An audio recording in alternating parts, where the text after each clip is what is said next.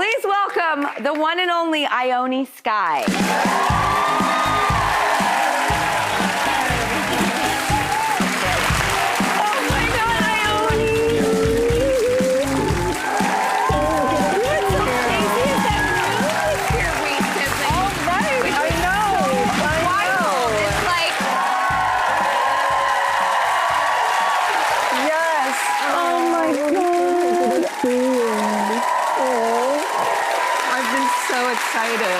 I have been so excited about this.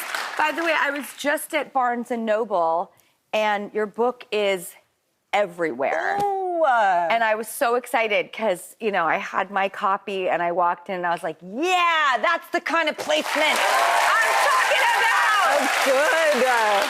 I mean, this book is so good, so interesting, and it's hard to navigate how to talk about things when a person dances around the subject.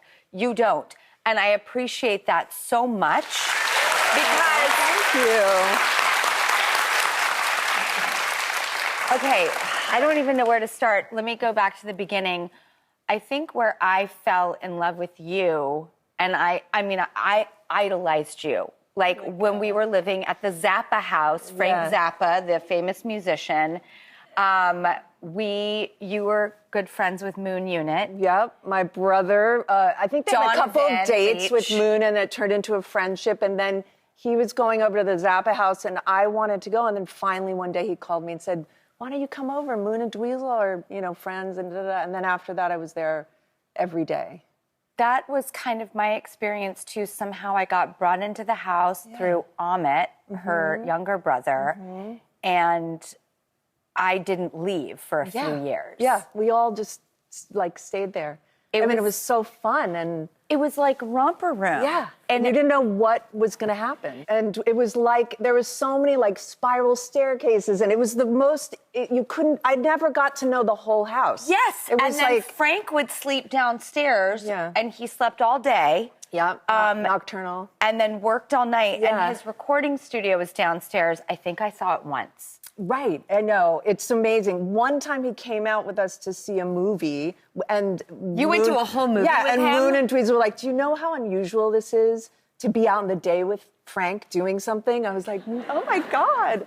Okay, we hung out at Helena's, the nightclub. Yes, I remember that. Which was the best. I mean, it was literally everybody you could ever imagine. It was like Sean and Madonna would walk in. And Jack Nicholson. Oh, yeah. I used to party hard with him. Yeah, it was... He was fun.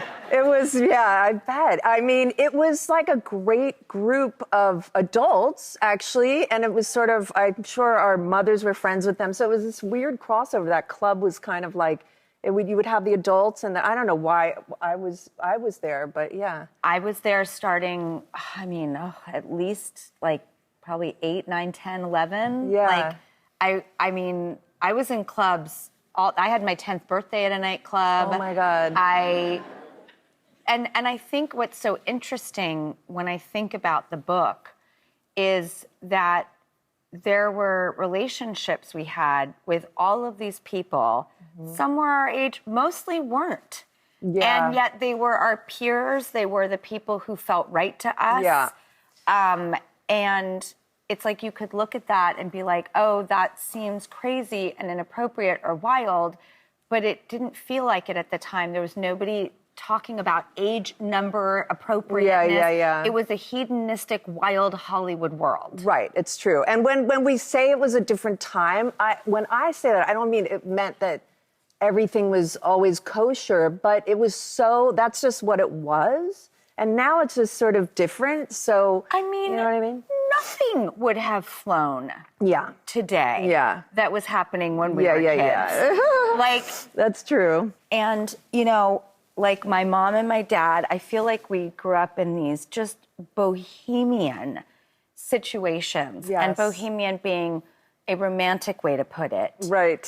Yes. Where my mom and my dad split before I was born. I really didn't know him. Yeah. I was rarely ever even with him. Yeah. And I remember you being good to him, which was amazing. I'm a little bit, my father's still around, and I'm kind of nice to him because I'm still curious about him. But I just remember at one point you were really helpful with him, which is kind of amazing. When did you, because I finally connected with my dad later when he was like dying of cancer. Yeah. And I was like, I'll take care of you. Right. That's and what I I felt like remember, I yeah. got to have this very healing time with him. Yeah. Like, I met my dad when I was 17. I didn't know that. Yeah. I just assumed you and Donovan knew your Yeah, dad. I know. Who was a came out very of famous singer, Yeah, Donovan. I know. The Donovan. Yeah, and having these poetic fathers who are, you know, beautiful people, and other people knew my father more than I did, and listening to these gorgeous songs as a teenager, and I was just like, oh, like, where is this for me? Like, it really did my head in a bit. But it's not that I think it's right. Like, I wish he could have done more, but I just, for some reason, I don't know. I still want to kind of get to know him while he's still around. Can you? Yeah, I might see him in April. He's in Ireland, if that works out.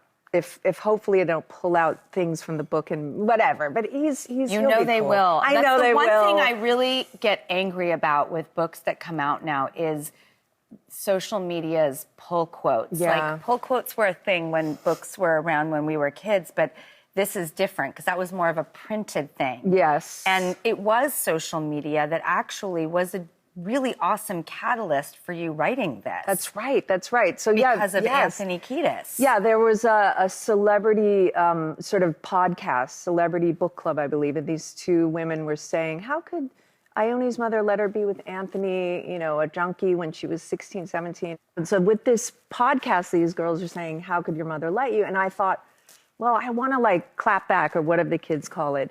And I just did a sort of like, well, she really was upset. Like she and my brother were like sick to their stomachs. Of course, they liked Anthony and felt badly for him. But let's just say, like, I'm happy I know Flea and Anthony. I wish I met them 15 years later and maybe just been friends with all of them and not, you know what I mean? Because I love them. It would be so nice if we could go back in all of our lives and like, redo everything. Like, wouldn't that be neat and compartmentalized and so tidy? Exactly.